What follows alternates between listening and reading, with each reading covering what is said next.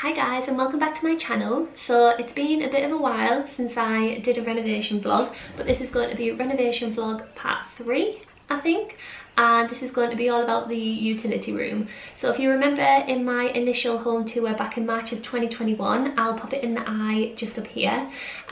This was the room that was between the front bedroom and the living room, which was just full of wardrobes. It didn't really have a purpose, and after some thought we decided to make it into a utility room. We thought that would be the best use of the space, so we ripped out all the cupboards. We knew there was some damage to one of the corners. We didn't quite know the extent of that damage until we ripped out the cupboards. So I'll talk you through some of the issues we had and how we fixed those, and then stay tuned for part 2 next week, where we'll show you what the utility room looks like now and what sort of cabinets and finishes we went for. I really hope you enjoy this video, and let's get started. Just to give you an idea of what the room looked like before, these are the wardrobes. They were on both sides of the room, floor to ceiling, and they covered up the window at the back, so it was a really weird setup. The first weekend we got the keys, my dad came to help us take down the wardrobes completely. We did plan on keeping the wardrobes, however we just didn't have the space for them in the garage, and we eventually skipped them. It was a bit of a shame because they are a high quality wardrobe, but sadly we just didn't have the space.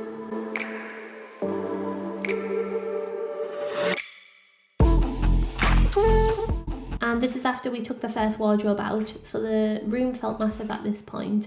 Where that white chair is on the floor, that was where there was a lot of movement in the floorboards, so we knew there was something happening in that back corner.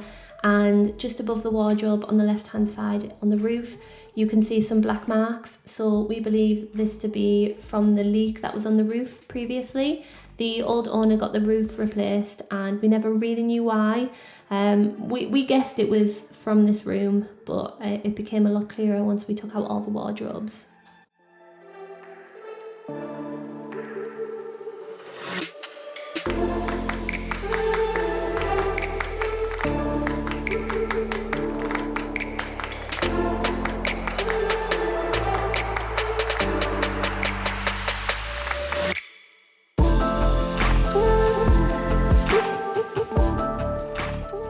This was the corner of the room once the wardrobes were taken out, so you can see that there was a lot of water damage here. There is also a plug socket on that wall just above my dad's head, which was a little bit worrying because it had a lot of mould and dampness to it. It was still a working plug socket, so I'm surprised it didn't blow the fuse a couple times. But these are the floorboards. They were just peeling up and just cracking and turning into dust. So it was a bit worrying, especially with this being the first room that we decided to renovate, but thankfully we haven't encountered any other issues as bad as this. This is just my dad inspecting the joists and deciding how much he'd need to replace. The floorboards were also rotten with wood mites, so we needed to treat the floor that we weren't replacing as well, just to avoid any damage happening in the future. Here's another clip of the joists that had just snapped completely. So what we think is the roof had leaked. It contained a lot of water and moisture between the wardrobes and the wallpaper, and then that eventually just soaked into the wood floor. So this is another clip of my dad just punching into those joists. They were just turning into dust, and yeah, I think all in all it cost maybe about £400–500 for the floorboards and the treatment. You will see in the next clip what it looks like, but this is what the room was like on that Sunday evening. We had emptied everything out. We just needed to peel back the wallpaper and see if there was any water damage on the actual wall. Thankfully there wasn't, so I'm grateful that it was just contained to the wallpaper.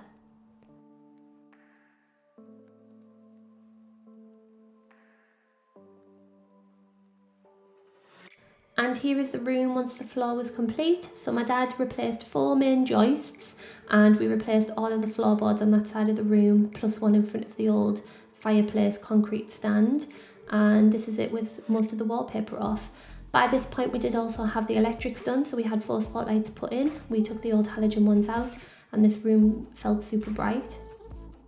This is just me taking off the wallpaper before my dad arrived on Saturday morning.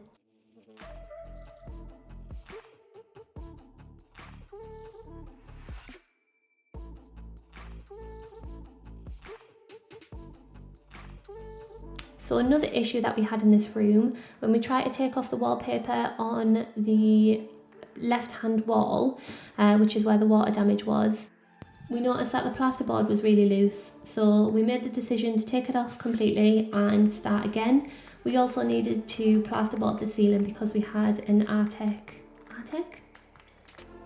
I think it's Artec ceiling, where if you take it off it gets on your lungs. So instead of doing that, we just decided to board it up. So this is my dad just showing us how you board a wall. This was the first time we had to do it. Thankfully we know how to do it ourselves now because we've done so many walls. But this is just the finished wall and the roof, and we were dead happy with how it turned out.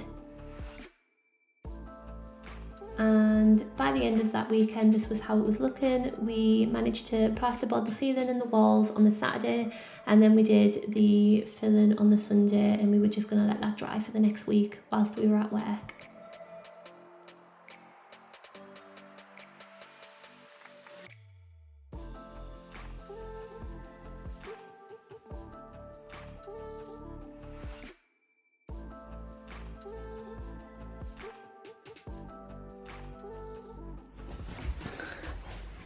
So we got the window delivered. This is what it looks like. We went for white, and then in the top we're going to have Georgian bars on the glass, and that's where it's going to go. So let's get cracking.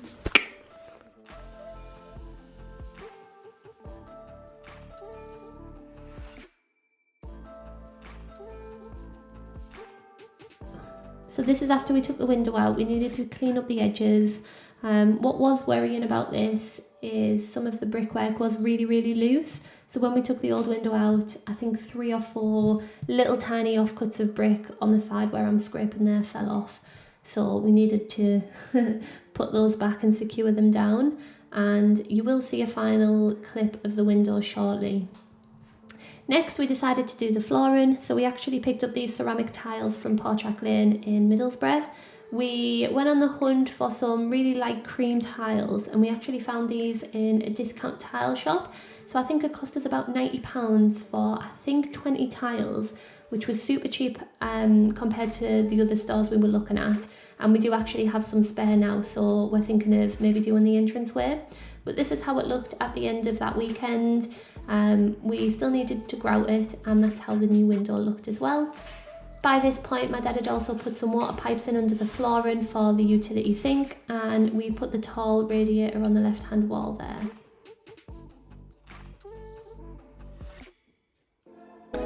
So this is before. So it actually looks okay with black lines, but I think it's going to look a lot brighter with white grout.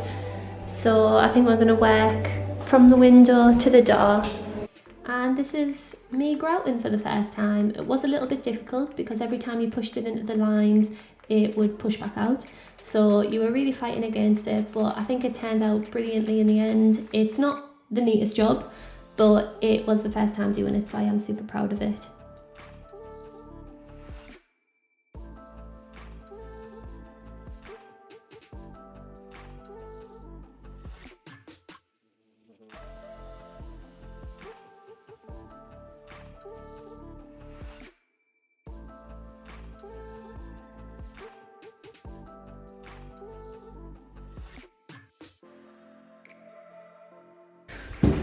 So it's now the following weekend.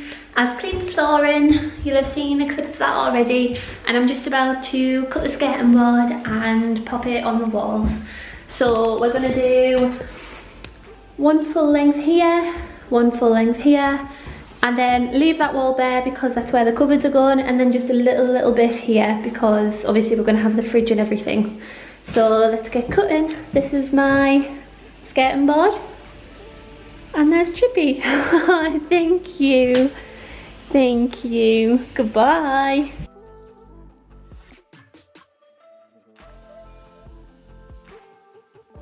So we actually bought this skirting board from an online website. We bulk bought, I think, about 50 metres of it because it worked out really cheap in comparison to local places such as B&Q and Screwfix.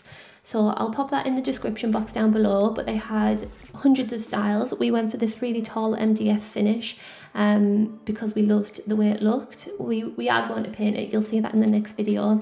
And the carving that's on the walls, I didn't really show it in this video, but we got that from Screwfix. That is quite an expensive carving. I think it was £90 for length of it. We are going to see if we can get it cheaper online for future rooms, but we do really like the finish of this one. It is just a polystyrene, so it's not heavy at all and it's easy to paint over, but it is quite expensive.